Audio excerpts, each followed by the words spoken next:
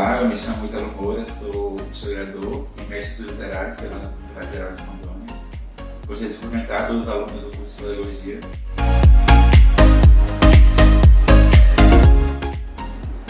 Bom, primeiramente gostaria de agradecer ao professor Ítalo pela entrevista.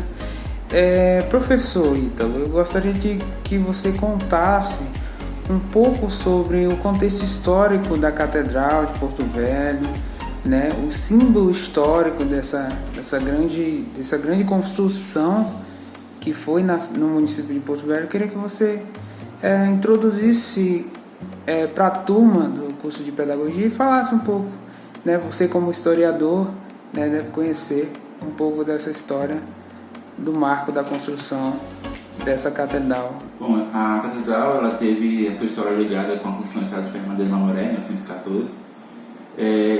Naquele tempo havia uma grande cobrança por parte da Igreja Apostólica Romana em se fazer, né, com que houvesse um espaço para cultuar a religião, já que Porto Velho é uma cidade que estava crescendo naquela época, estava iniciando na verdade, né? Então não tinha uma capela específica para realizar missa ou algum outro tipo de liturgia católica. Então havia essa cobrança. Naquele tempo havia muita influência dos terreiros e estava começando também a surgir a maçonaria. Então havia essa cobrança por parte do bispado de Manaus. E já naquele tempo, né, Porto Velho pertencia à região de Maitá, do Amazonas. Aí com o tempo, já em 1917, foi dada a largada inicial, com a pedra fundamental da fundação da igreja. Contudo, a sua construção só foi iniciada em 1927.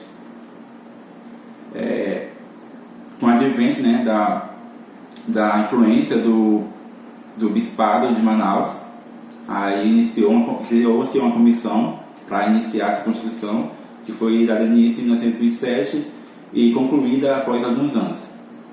A igreja inicialmente ela foi construída em estilo românico, apesar que alguns erroneamente atribuem o estilo gótico devido aos vitrais da catedral. Contudo, a gente tem em mente que ela é de estilo românico, tanto externo quanto internamente, apesar dessa semelhança com o estilo gótico. Ela também se assemelha muito ao estilo barroco colonial, devido a seus arcos, né? Mas alguns historiadores, principalmente aqui de Porto Velho, fecham que ela é estilo românico mesmo.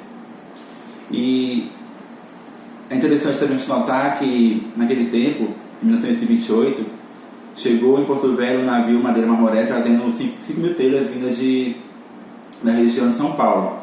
Então a catedral ela foi construída com peças de diversas partes do Brasil, né? Aqui naquele tempo não existia. Aí foram trazidas peças de São Paulo, de Portugal, né, alguns vitrais, na região de Manaus, Belém. Então foi trazida de várias partes do Brasil para incorporar e fazer com que a igreja fosse levantada. A ideia do padre Peixoto era que ela fosse construída como catedral, não capela, mas como catedral justamente para que fosse um espaço de ampla organização e realização de missas naquele tempo.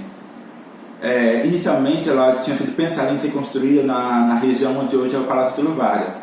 Só que construindo a capela lá inicialmente, essa capela foi destruída.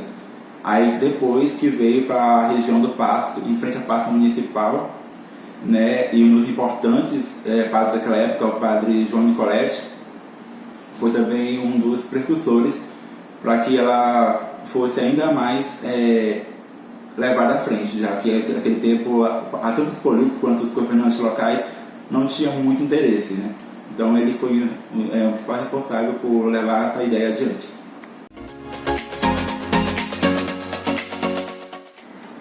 Professor Ítalo, a gente sabe que ao longo, desde a construção da catedral, ela sofreu diversas modificações, alguns reparos ao longo de várias décadas. Eu queria que você falasse se houve algum dano, se teve alguma modificação na sua estrutura em relação às pinturas, se eles utilizaram os mesmos materiais, foram materiais diferentes. Eu queria que você, como historiador, explicasse para a nossa turma, né, sobre essa questão dos reparos da catedral, né? Queria que você falasse um pouco para a gente sobre o seu conhecimento dessa área. Recentemente ela passou por algumas reformas, né? Para aumentar, ampliar, né, o espaço, inclusive do altar, onde foi ampliado ali o espaço. Inclusive trouxeram até um altar de madeira maciça. As pinturas que naquela época foram feitas pelo padre Ângelo Serri, elas foram mantidas, foram restauradas, né, pelo então artista plástico Rita Queiroz, juntamente com alguns outros artistas locais. E ela não só restaurou, como incorporou uma obra sua na pintura da catedral. Alguns até criticaram porque, de certa forma, modificou, né, o que era original pelo padre Ângelo Serri. Mas a sua forma interior foi mantida.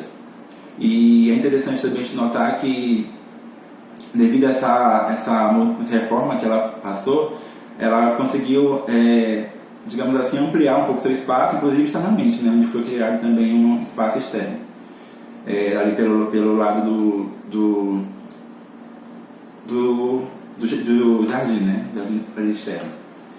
E essa obra foi importante porque ela precisava passar por essa reforma, que era uma de construção muito antiga, e só que devido a essa modificação que a Rita Queiroz fez, né, incorporando uma obra sua, ela teve essa crítica, mas nada que atrapalhasse ou que tirasse o que já tinha sido feito anteriormente.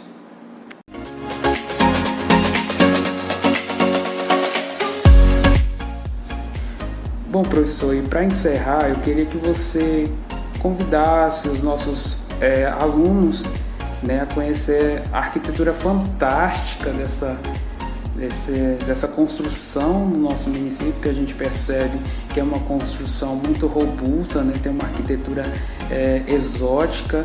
Eu queria que você convidasse as pessoas a irem conhecer, né, essa arquitetura fantástica aqui no nosso município, que também é um marco histórico, né, um marco cultural da nossa cidade. É importante a gente conhecer nossa história, né, nossos patrimônios históricos, como a catedral.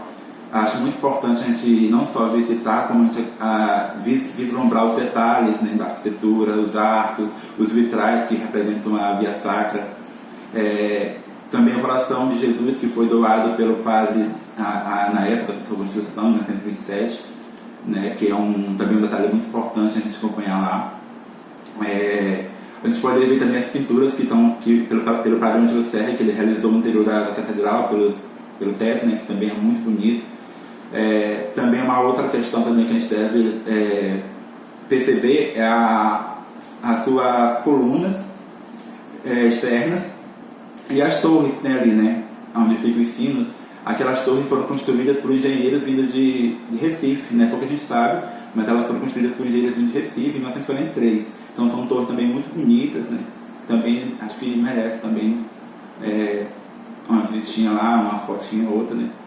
Acho que é interessante a gente conhecer nossa história e dar valor ao que a gente tem, porque se a gente não der valor, quem vai, né? Então é melhor a gente dar valor ao que a gente tem, patrimônio histórico que é pouco conhecido, pouco explorado também, né? Então acho que vale a pena sim.